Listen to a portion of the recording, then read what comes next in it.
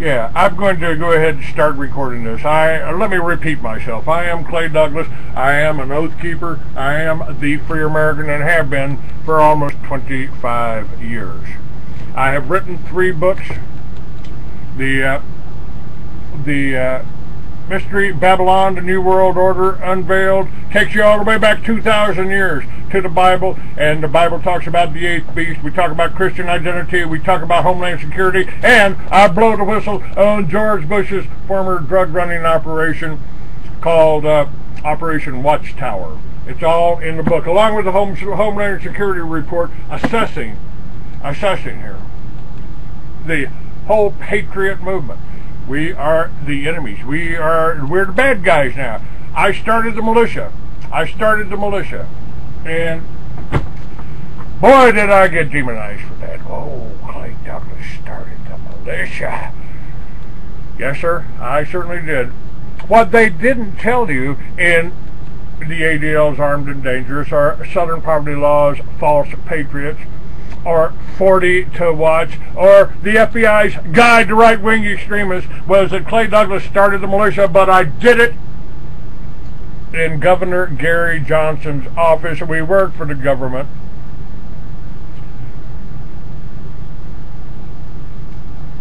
No, they're asking me on the chat room, do you like drugs, free American? Not particularly. I got a 2-drink limit. Marijuana ain't a drug. And I quit doing cocaine when I figured out the CIA was making all the money off of it. So anybody out there that's out there snorting cocaine, shooting heroin, tripping out on ecstasy, or LSD for that matter, if that's still around, all you're doing is supporting the government.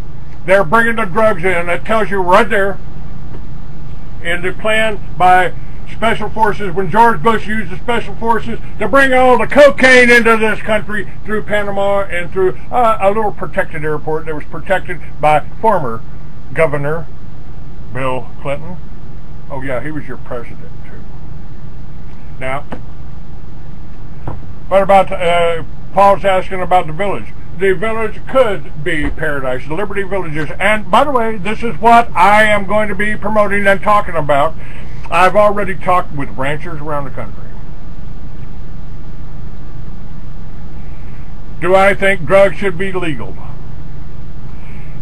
I don't believe that a free people have any. If a cop can come up and say, "What do you got in your pocket there? Let me see what you got in your pocket." Oh, ooh, that's a controlled. That looks like a controlled substance to me. It could be baby powder, but it might be a controlled substance. So you're going to go downtown. By God, you live in a police state. You live in a friggin' police state.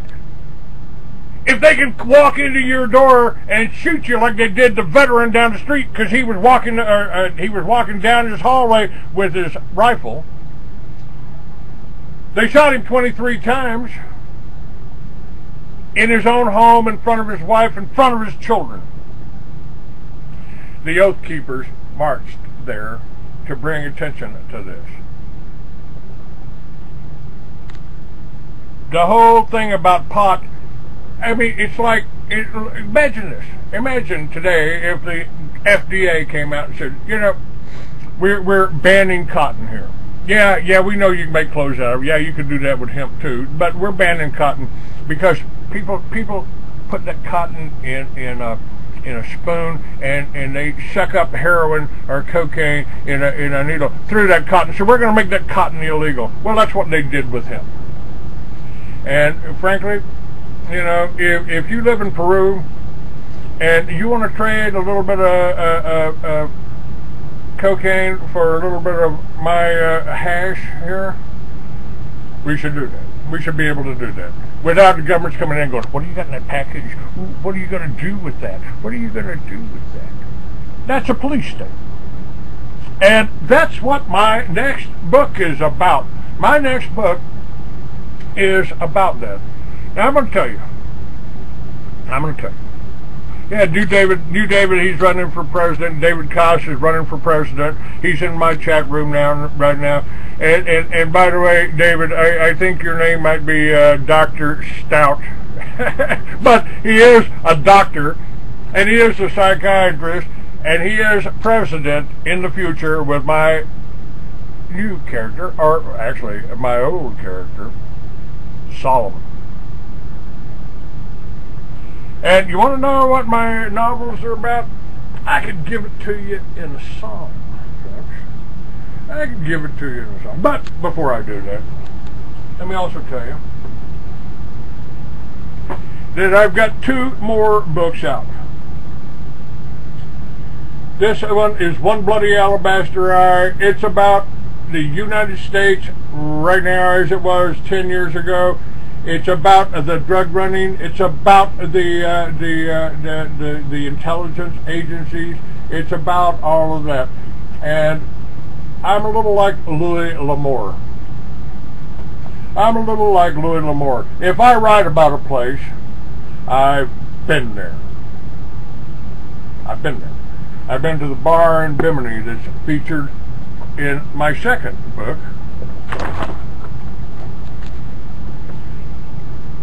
Deadly Flashes of Silver. The third book in this series will be White Gold, and that will again blow the whole lid for the whole CIA drug scam. Our troops are guarding the heroin processing plants and the opium poppy fields in Afghanistan. Your sons and daughters are being shot over there over drugs, and it's our government that's putting them in harm's way.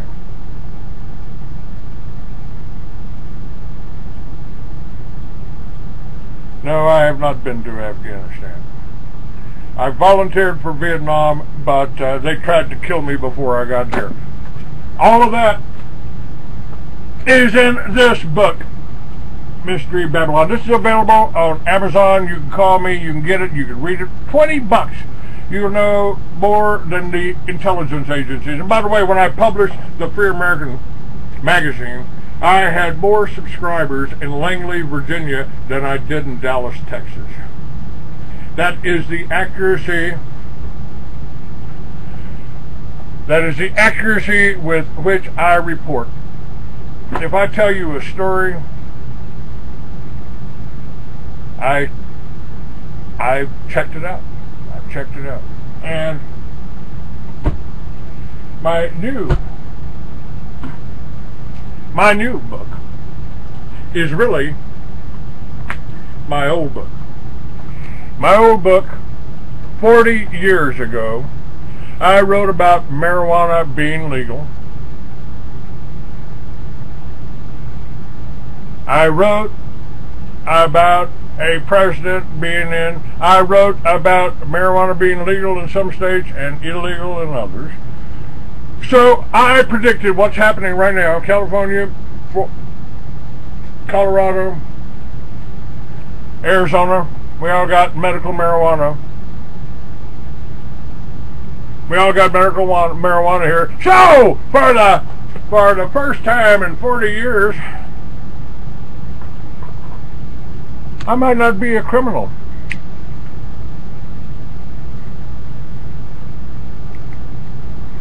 We are making progress. We are making progress. Because, by the way, hemp was stolen from our country 60 years ago by the communists. It was, now you can grow hemp in Red China. You can grow hemp in Afghanistan. You can grow hemp in Russia. You can grow hemp in Canada. You can damn sure grow hemp in Mexico. But you can't grow it here. Why? Why? Because this is the way they bring the drugs in. They control, they took over all the pot distribution. They send it up on the backs of illegals. That way they can play one thing against the other. And I am now putting together a run with the Oath Keepers, with the sheriff's departments of the state of Arizona, to make people aware of how much the illegals are coming over here, to show that there are alternatives. We did it in World War II. We started growing hemp in this country again. They don't, that's right. That's right, Motion. You're absolutely right. The whole game plan for the New World Order is divide and conquer. Oh, you smoke pot? Oh, you're a druggie. I'm an alcoholic person. Yeah. Oh, you're a Republican? Oh, well, I'm a Democrat. Come on, folks. That is divide and conquer. If our farmers were growing hemp, if our farmers and our ranchers are putting the veterans to work, instead of putting them out on the street, there are way too many homeless veterans, and too many of my brothers committed suicide in Vietnam. More committed suicide when they got home from Vietnam than were killed in Vietnam. So I am going to change that. And I wrote a book about it 40 years ago. It's called Solemn. It's called Solemn. And since my guest didn't show up today, there's only one person, two people in the country that have read that. One of them was just on my show. His name is Jimmy Gray. You can still scroll down and you can click on that and you can hear Jimmy Gray. He did, matter of fact, you just did hear Jimmy Gray. In the book, he's known as Michael Delving. And he did the theme song. Now that theme song, Rainbow Bird, O Mighty Phoenix, folks, that was written about as the theme song for a movie that I was going to make out of the book that I just wrote 40 years ago. That was the Solomon series. It has progressed now. I wrote the One Bloody Alabaster Eye about the current situation. My character goes from a successful businessman to almost a terrorist, or to a freedom fighter in this country, and that's basically what happened to me. Pretty strange. Pretty strange, man. I have been in business. I have worked with companies like Indian. I helped get Indian started. I'm a stockholder in Harley Davidson. I go to the Harley Davidson's meetings when I publish in motorcycle magazines. It's pretty interesting. Now pretty much my whole story about my involvement in the Patriot movement, in the alternative media movement, is told in my book Mystery Babylon. In my fiction, well, people ask me, and people have accused me of, well, Clay, this character, this Trevor Cameron, that's you, isn't it? That's you. No, not me. Not me. My character's younger, better looking, stronger, faster, got more money, and killed more people than I have.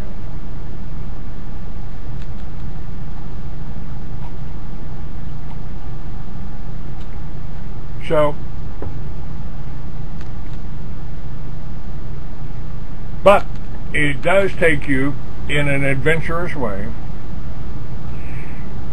into a land and a scenario that I have been in and that I have talked to people. Everybody in the Patriot movement don't have the what my thoughts on NATO interfering in Libya. NATO is a multinational army, just like the UN security force, and we invaded Vietnam, we invaded Cambodia, we invaded Laos, we invaded Iraq, we set Iraq up to fight Iran. So Iran's always been, the most productive country and one of the oldest and most established countries. So Iraq, what place is mentioned more in the Bible than Israel?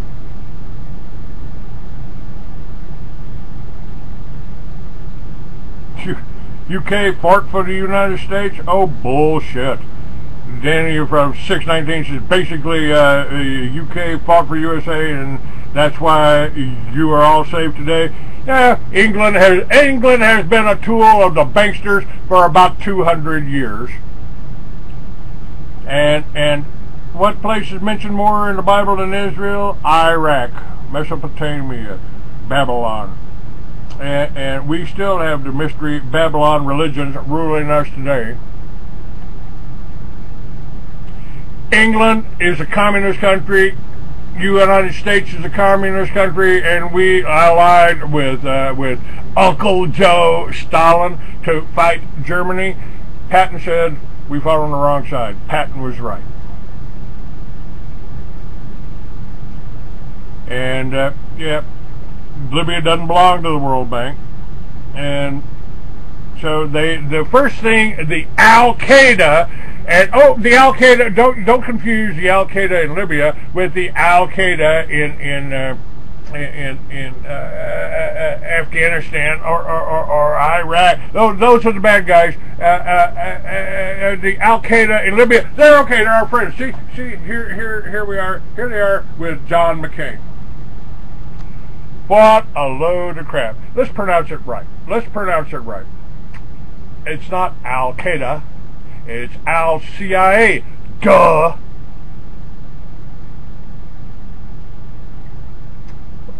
No, hey. What, do you think you created the English dictionary? Oh, get rid of this idiot. First of all, he can't spell you. Second of all, he's an idiot. Never mind. I'll do it. Yeah, there we go. Ah, lady beat me. The lady with the quickest boot. All right, that's any rate the latest book, the Solomon series.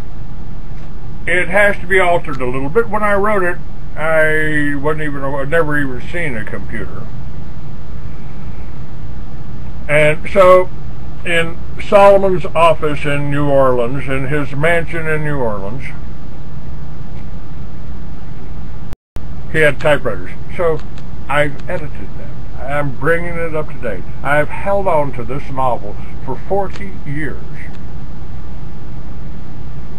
because just didn't have it right. Now, I've linked that character that I created in the future with another character that I created 10,000 years ago, 7,000 years ago, in a short story, again, that I wrote in prison. Now, I wrote this book, Solomon, in prison, in jail for marijuana, in a state where it was a life sentence to have a joint.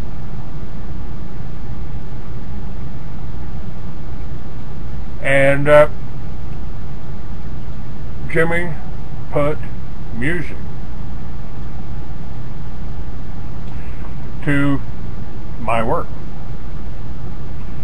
Now, I've linked that character, and that character, I brought that character into this. Again, this is a separate set of knowledge. So I've got two characters. They're similar, but different, really. My character for Lucifer, which is but you can read the screenplay for Lucifer, and that's based on the future past, which is contained on my archives page. You can read all that. And this new book will be a trilogy, actually, kind of like the Lord of the Rings, because I'll go back and see what one entity, one being, one man with technology at his disposal, with 100,000 years of history, was capable of becoming, and became 10,000 years ago. And then we bring him all the way into now, and then I take him all the way into the future as a character named Solomon. In my books, this character is known, and his associates are known as Lucifer, they're known as angels, they're Captain of the Earthship Heaven, a specially designed UFO designed to survive planetary crossings, planetary disasters like Planet X. I wrote about Planet X over 40 years ago, folks, except I referred to it as a conjunction between Venus and Mars, which, if you, by the way, if you follow the world's inclusion, is a reliable scenario. So maybe it wasn't Planet X. Maybe it was another conjunction. But what I write about 10,000 years ago, I challenge any of you historians, any of you biblical people to find anything faulty with what I've conceived here, what I've envisioned here. And one of those entities, this character becomes different entities. Let me share that with you. Let me share that with you. And by the way, you 365 viewers are getting a closer insight, because I usually do interviews. I talk to my guests. You can go to YouTube. You can see 700 some odd episodes, probably up to about 800 now, 30-minute episodes of me interviewing other people. Now I'm talking to you. Because I want your help. I want your support. They have tried to keep me down. They knew what these books would become while I was in jail, while I was in prison, because I sent them out. I sent them out to publishers. No publisher would handle me. No publisher will handle me today. So I became my own publisher 20-some odd years ago. And that's what I am today. But they've tried to kill me. Obviously haven't succeeded. They tried to drug me. They did that for 3 months. That's all in. That whole story is told in Mystery Babylon. Oh, Clay's bad guy. Clay's a militia guy. Clay's the biker. Clay's a oath keeper. Clay's a tea party. We saw him at a tea party once. It's what they have to do. But you can turn all this around by ordering a book, by making a donation today. And I need your help. I need your help. We have to do this ourselves. Now, I've got plans for something called Liberty Villages. And you can go to my website, click on Liberty Villages. You don't understand all of the implications yet, because I'm still formulating it. And that's going to be formulated on Veterans Day. It'll be debuted Veterans Day 11/11/11. And it's going to debut because I'm working in conjunction with ranchers here in Arizona, actually ranchers all around the country. I'm proposing that we solve two problems with one swoop. We take homeless veterans off of the streets and give them a place to live and work, a way to earn their keep, by helping the ranchers and the farmers. If the ranchers and the farmers will set aside 5 acres for them to develop, for them to grow organic food zones, for them to make and tinker with and build wind generators and solar panels. Because if you can generate and grow your own food, and you can do this, folks. This whole plan for Liberty Villages, this ain't just a scheme to make Clay Douglas money. This ain't a scheme for me to take your land, like or get you to buy into this or buy into that, like Bogrites or anybody else in the land business. I'm talking about finding 10 of your friends, going out and setting up camp in the woods the way the Indians did, except in the 21st century, we'll have the teepees lined with solar panels. We'll have a wind generator sticking up to the roof. And every teepee will be linked. Every teepee will be a schoolhouse. Every teepee will be a college for individuals, just like we talked.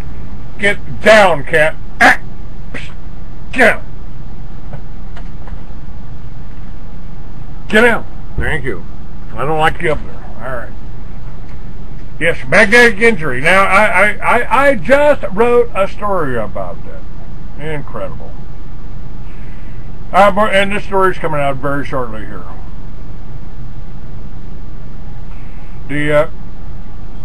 I had a booth at the Tesla Tech Convention in Albuquerque. I had books on Tesla on my own.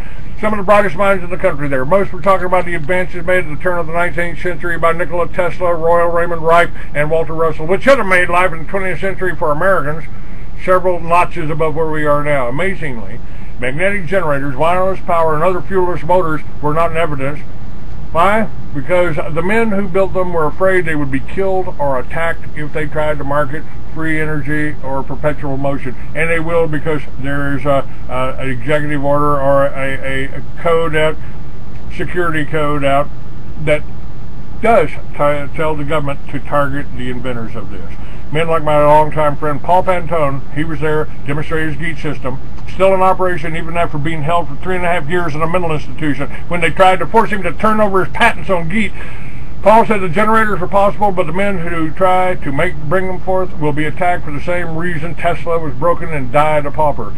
No way to put a meter on free energy. That was J.P. Morgan's complaint about Tesla's wireless transmission of energy.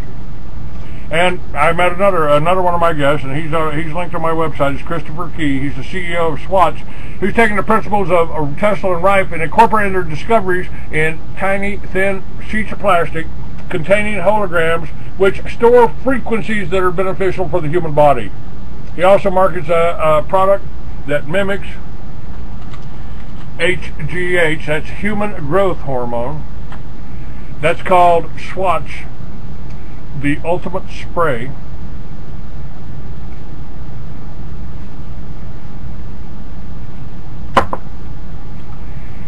And SWATCH stands for Sports with Alternatives to Steroids. So what I've just done by wearing this band is eliminating any debilitating effects of this cell phone. And I have just consumed a little bit of the hormones that make up the antlers of the New Zealand deer, fastest growing substance on Earth. Wow. So I'll be working out, and I just took that over to Gold's Gym to talk to the marketing people about working with me. I want to do a test. You know, in my books, Solomon is an amazing physical specimen. I was once.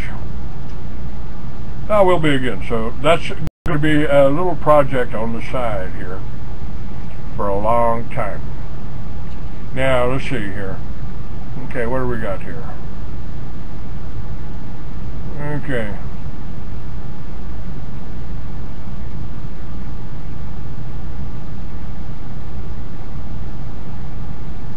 Alright, and I'm sorry, I find it, somebody says, Christy Hall says, I find it interesting you like to talk about international affairs, yet people educated and interested in such matters are not welcome in your blog TV room. The last time I was there, one of your operators accused me of being an illegal alien simply because I studied German.